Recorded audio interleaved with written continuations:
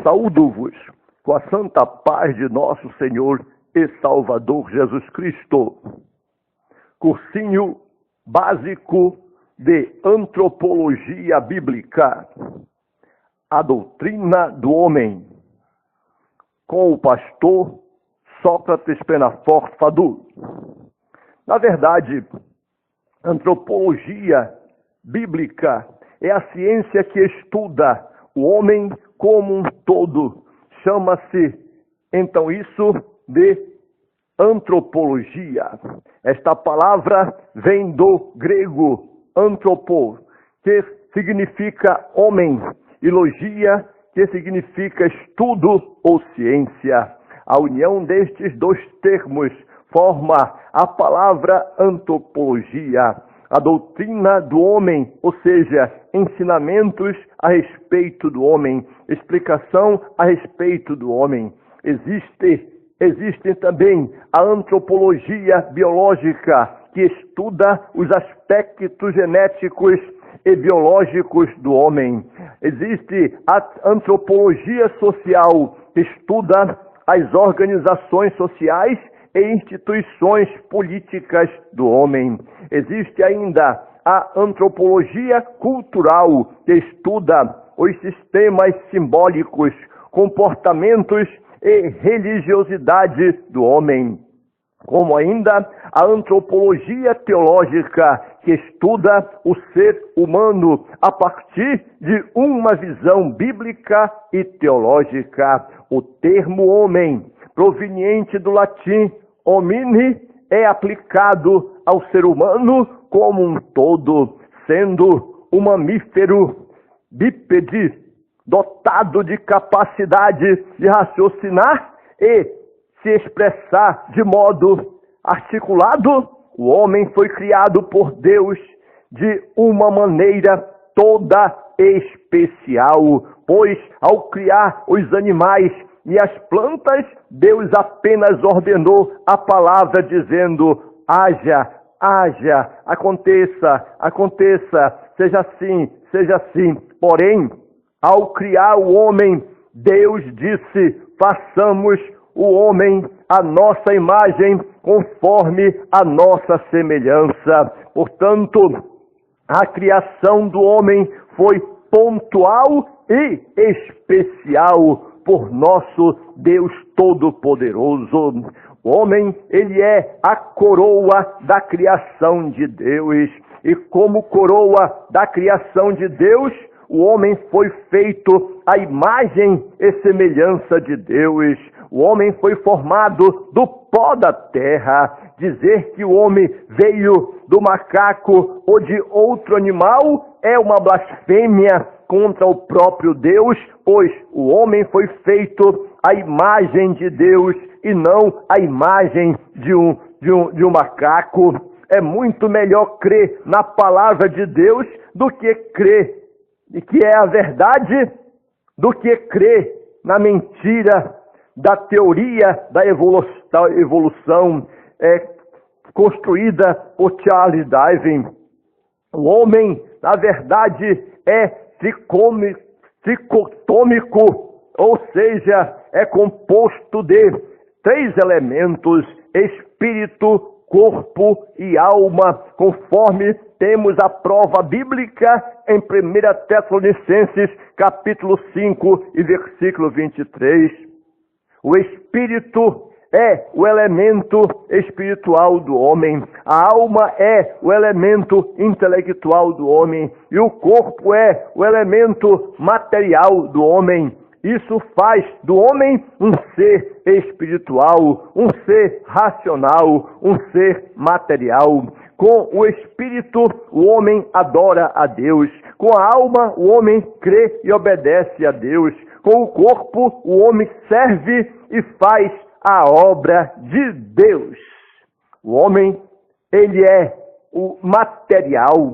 Deus criou o homem com um lado material e um lado espiritual. O homem material corresponde ao corpo humano criado por Deus para que o homem pudesse se comunicar com o mundo material. A ciência ainda não criou uma máquina que tenha um mecanismo tão perfeito como o corpo humano, que possui uma dimensão gigantesca em vários dos seus aspectos. Calcula-se que o cérebro humano é composto por cerca de 9 milhões de células nervosas, e todo o corpo humano é formado por cerca de 1 trilhão de células. O valor físico do homem não tem preço. Alguém foi calcular o valor físico do corpo humano e descobriu que ultrapassava 6 milhões de dólares, caso fossem vendidos todos os elementos químicos que compõem o corpo humano. Que surpresa para o pesquisador, que surpresa para o cientista, que surpresa para a medicina. O homem não tem preço, é o que existe de mais valioso no universo. É o que dizem os filósofos. Se o corpo material do homem vale tanto assim, imagine o seu valor espiritual e intelectual. É simplesmente incalculável, provando assim que o nosso Deus é um Deus capaz, é um Deus poderoso, é um Deus digno de honra, glória e louvor. O homem é também racional e espiritual. O homem racional e espiritual corresponde à alma e o espírito que Deus formou no homem para diferenciar os seres humanos dos animais irracionais, além de se comunicarem com o seu Criador e com os céus.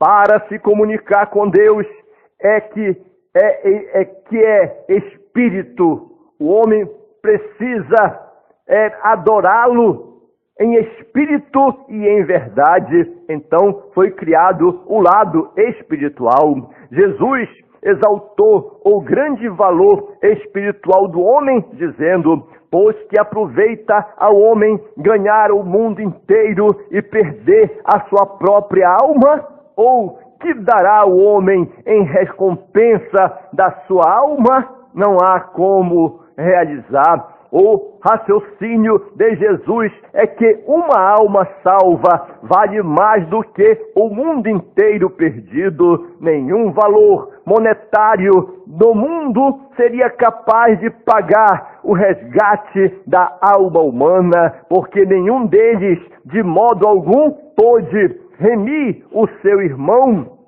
ou dar a Deus o resgate dele, pois a redenção da sua alma é caríssima e seus recursos se esgotariam antes de chegar essa época. Nem toda a prata e o ouro deste mundo serviria para pagar o valor da alma humana. Só o precioso sangue de Jesus Cristo tem esta possibilidade, esta capacidade de realizar este milagre. A alma e o espírito são parecidos na maneira pela qual são usados na vida espiritual do crente. Eles são diferentes em sua identidade. De acordo com alguns estudiosos, a alma é a visão horizontal do homem com o mundo. E o espírito, na verdade, é a visão vertical do homem com Deus. A alma e o espírito se referem à parte imaterial do homem, mas somente o espírito se refere à caminhada do homem com Deus. Entretanto, a alma se refere à caminhada do homem fazendo incursões tanto no mundo material quanto no mundo espiritual. A alma se comunica com o mundo material através do corpo e se comunica também com o mundo espiritual por meio do espírito. espírito. A vontade de Deus é que haja harmonia espiritual nos três elementos que constituem o homem, a saber, o espírito, o corpo e a alma.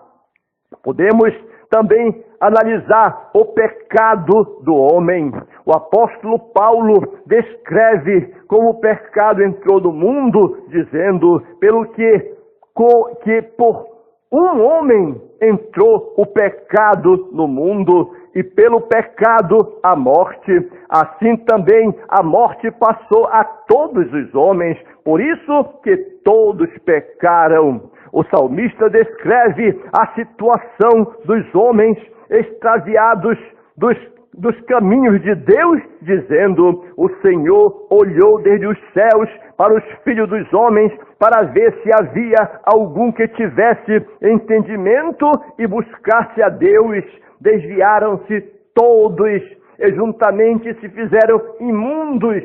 Não há quem faça o bem, não há sequer uma só pessoa. No Areópago, por exemplo, de Atenas, Paulo descreveu um breve resumo da história da humanidade e o propósito de Deus para o homem.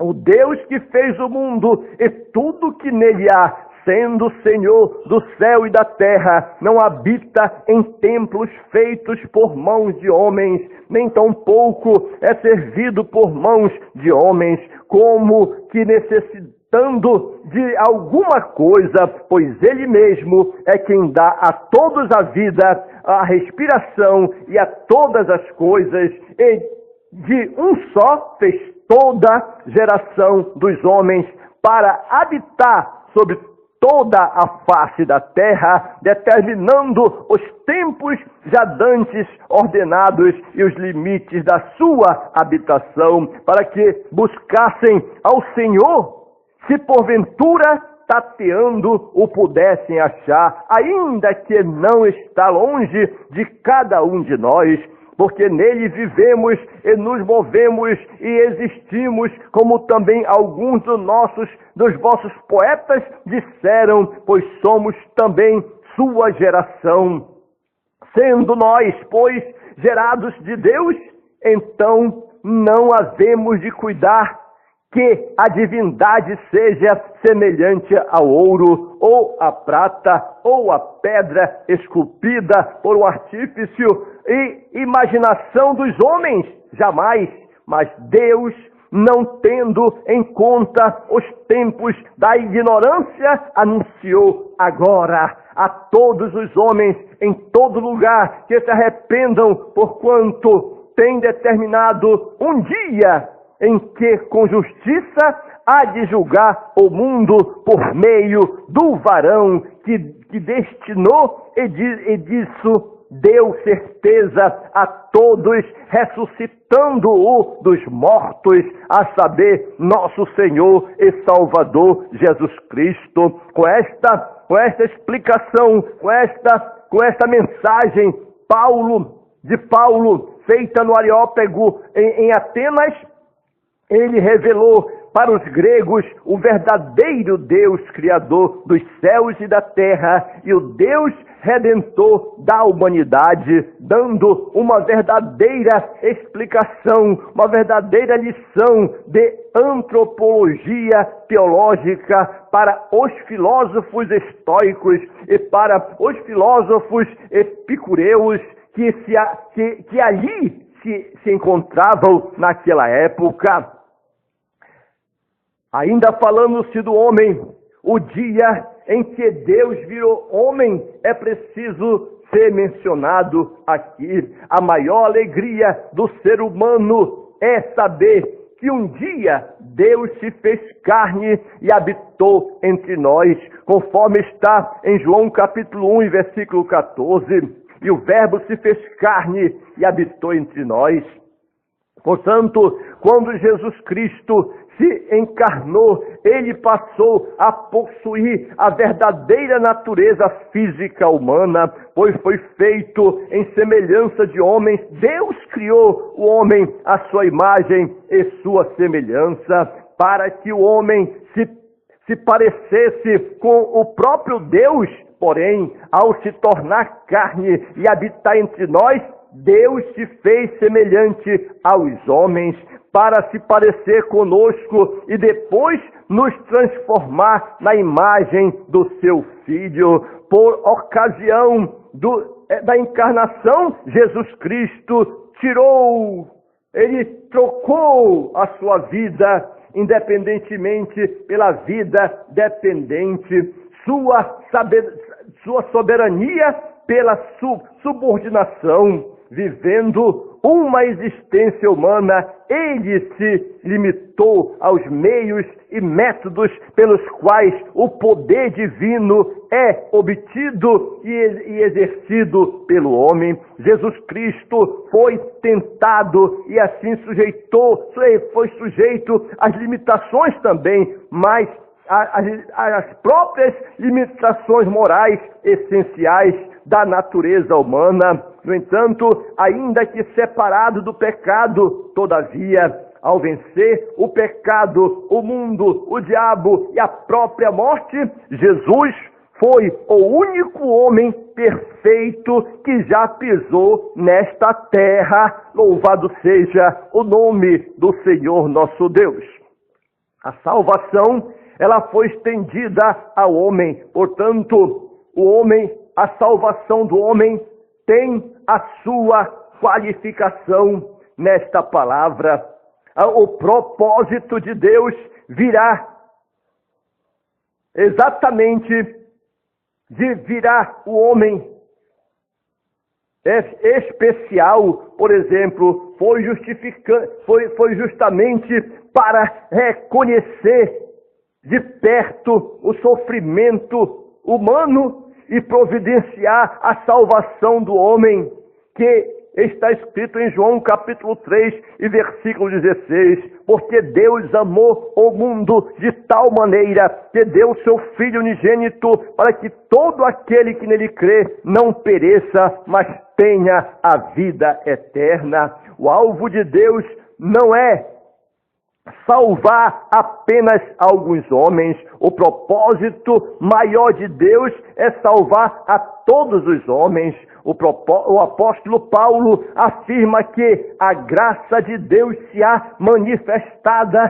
trazendo salvação a todos os homens. A nossa alegria se torna maior ainda ao saber que Deus quer que todos os homens sejam salvos e venham ao pleno conhecimento da verdade, porque há um só Deus e um só mediador entre Deus e os homens, Jesus Cristo, homem. Jesus Cristo é o homem, é o homem Deus, o Deus homem, que está diante do Pai advogando a causa de todos os homens. A nossa causa está na mão de Jesus e Ele está advogando diante de Deus, intercedendo por nós.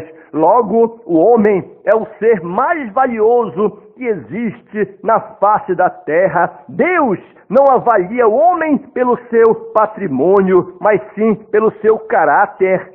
Mas o nobre projeta coisas nobres e pela nobreza está em pé, diz a palavra de Deus. Portanto, a antropologia bíblica, ela é especificamente para ensinamentos a respeito do homem. É a doutrina do homem. Que Deus nos abençoe e nos guarde para sempre. Amém.